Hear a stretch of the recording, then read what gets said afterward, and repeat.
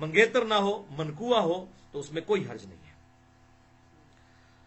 اچھا بھائیو، اس حوالے سے اللہ تبارک و تعالیٰ نے قرآن حکیم میں غض بصر جو ہے، یہ عربی کی ٹرم ہے، غین ضاد با صا را، غض بصر کہتے ہیں نگاہوں کو نیچا رکھنا۔ اس پر سورہ نور کے اندر بڑا زور ہے، اور سب سے پہلے غض بصر کا حکم اللہ تعالیٰ نے مردوں کو دیا ہے۔ سورہ النور کے اندر اے محبوب صلی اللہ علیہ وسلم، مومن مردوں سے کہو کہ اپنی نگاہیں نیچی رکھیں اور اپنی شرمگاہوں کی حفاظت کریں۔ پہلے مرد کا پردہ بیان ہوا ہے، نگاہیں نیچی رکھیں، یعنی ادھر ادھر نگاہ اٹھا کے نہیں، بس اتنی نیچی رکھیں کہ آپ کو راستہ نظر آ رہا ہے۔ یہ بیجا نگاہ کو اٹھانا یہ پھر انسان کو برائی میں مبتلا کر دیتا ہے۔ اور پھر اس کے بعد سورہ نور میں ہی آگے آیا کہ اے نبی صلی اللہ علیہ وسلم، مومنین عورتوں کو حکم دیں کہ وہ بھی اپنی نگاہیں نیچی رکھیں اور اپنی شرمگاہوں کی حفاظت کریں۔ اور پھر عورتوں کے حوالے سے جس طرح ڈیٹیل احکامات سورۃ الاحزاب کے اندر آئے، سورہ النور کے اندر آئے، انشاءاللہ کبھی موقع ملا تو 1-1.5 گھنٹے کا علیحدہ سے ٹاپک ہے، یہاں تک آیا قرآن حکیم کے اندر، سورہ نور کے اندر اور سورہ الاحزاب کے اندر، کہ عورت کے زیور کی چھنکار بھی گھر سے باہر نہ سنائی دے۔ یہاں مولوی اس معاملے میں لڑ رہے ہیں کہ چہرے کا پردہ ہے یا نہیں ہے۔ خدا کے لیے بھائی، قرآن کے مزاج کو سمجھو، اللہ کے مزاج کو سمجھو۔ جو قرآن ہمیں یہ حکم دیتا ہے کہ عورت کے زیور کی چھنکار بھی گھر سے باہر نہ سنائی دے، وہ عورت کو یہ اجازت دے گا کہ وہ چہرہ کھول کے باہر پھرے؟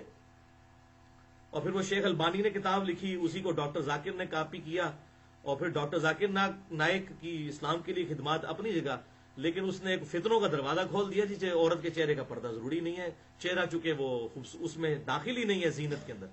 وہ لوگ کہتے ہیں چہرہ زینت میں داخل ہی نہیں ہے۔ ان سے پوچھو جب آپ لوگوں کی شادیاں ہوتی ہیں تو بغیر چہرہ دیکھے پسند کرتے ہیں؟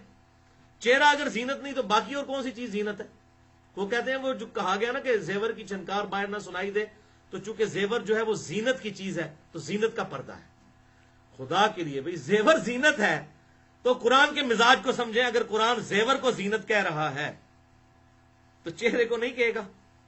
چہرہ تو بدرجہ اولا زینت ہے۔ اور یہ ایسی بات ہے کہ راکٹ سائنس نہیں، وہ آپ کسی ایک موچی سے بھی پوچھ لیں وہ بھی سمجھا دے گا۔ مولوی کو سمجھنا ہے علیحدہ بات ہے، کسی ڈاکٹر انجینئر کو سمجھنا ہے ضد اور ہٹ درمی کی وجہ سے وہ علیحدہ بات ہے، لیکن ایک عام ان پڑھ جاہل آدمی بھی اپنی انسٹنکٹ کی وجہ سے سمجھا دے گا۔ جو صحیح مسلم میں حدیث ہے، گناہ وہ جو تیرے دل میں کھٹکے اور تو اس بات سے آر محسوس کرے کہ لوگ اس پر مطلع ہو جائیں، وہ تیرے دل میں، دل کے اندر جو مفتی بیٹھا ہے وہ تجھے خود بتائے گا کہ یہ معاملہ غلط ہے، یہ صحیح ہے۔ انشاءاللہ کبھی موقع ملا، یہ بھی ادھار ہے، چہرے کے پردے کے اوپر بھی میری گفتگو رہتی ہے۔ بل اس حوالے سے باقی ہم 7 حدیثیں یہاں پر کور کر لیں۔ دوسری حدیث ہے سنن نسائی الکبریٰ کے اندر صحیح سند کے ساتھ کہ آپ صلی اللہ علیہ وسلم نے ارشاد فرمایا، کوئی 2 مرد اور عورت کبھی خلوت اختیار نہ کریں ورنہ اس خلوت میں تیسرا شیطان داخل ہو جاتا ہے۔ اجنبی مرد و عورت خلوت نہیں اختیار کر سکتے۔ تیسری حدیث سنن نسائی کے اندر موجود ہے صحیح سند کے ساتھ، اور یہ حدیث تو کنکلوڈ کرنے والی ہے۔ اسلام کا مزاج، قرآن کا مزاج تو آپ نے سن لیا نا کہ زیور کی چھنکار باہر نہ سنائی دے۔ اب آپ صلی اللہ علیہ وسلم کا مزاج سن لیں۔ سنن نسائی کے اندر یہ حدیث صحیح سند کے ساتھ آپ صلی اللہ علیہ وسلم نے ارشاد فرمایا، جو عورت خوشبو لگا کر گھر سے باہر نکلتی ہے لوگوں کو اٹریکٹ کرنے کے لیے، تو ایسی عورت زانیہ ہے، اس نے زنا کیا۔ اچھا مجھے بتائیں، جو عورت خوشبو لگا کر گھر سے باہر نکلے وہ تو ہے زانیہ، اور جو چہرہ اور بال کھول کر باہر نکلے وہ زانیہ نہیں ہے؟ عقل کام کرتی بھائی آپ کی؟